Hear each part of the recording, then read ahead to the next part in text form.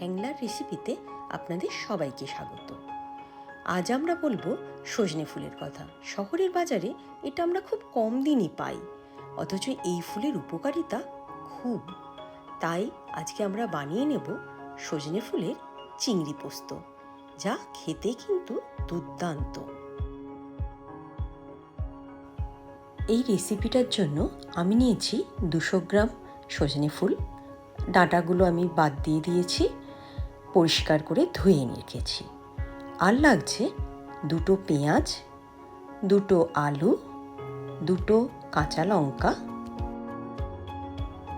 4 table চামচ পোস্ত আমি লঙ্কা দিয়ে বেটে রেখেছি।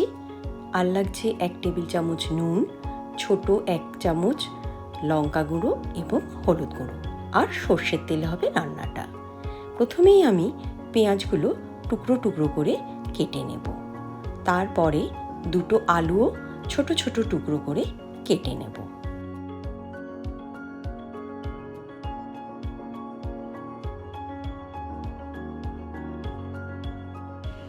প্রথমেই কড়াইতে সর্ষের তেল দিয়ে তেল গরম হয়ে গেলে পেঁয়াজগুলো ভালো করে ভেজে লাল করে তুলে নেব।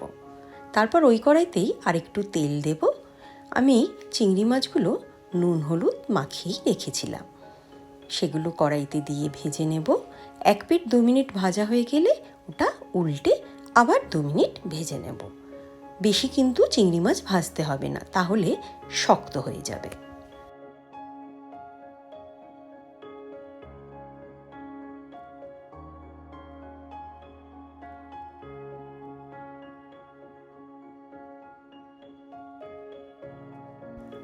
ওই তেলেই টুকরো করা আলুগুলো দিয়ে ভাজতে থাকবো।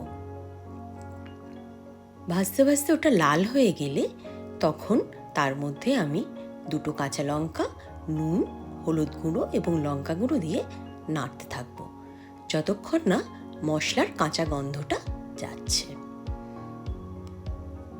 তারপরে এতে 4 চামচ পোস্ত বাটা দিয়ে আবার একটু নাড়বো।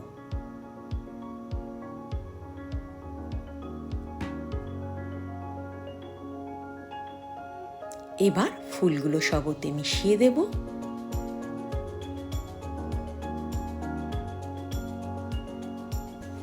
মিনিট 2 মতো কষানোর পর কিছুটা গরম জল দিয়ে দেব, যাতে আলুগুলো ডুবে থাকে সেদ্ধ হওয়ার জন্য, এবং এর উপরেই চিংড়িগুলো ছড়িয়ে দেব এবং ঢাকা দিয়ে রান্না হতে দেব প্রায় 10 মিনিট মতো, যতক্ষণ না আলু পুরোপুরি সেদ্ধ হয়ে যাচ্ছে।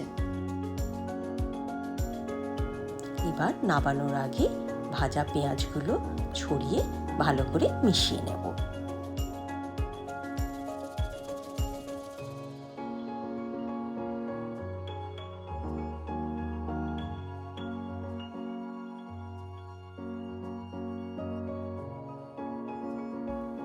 ব্যাস অপূর্ব স্বাদের লোভনীয় সজনে ফুলের চিংড়ি পোস্ত তৈরি।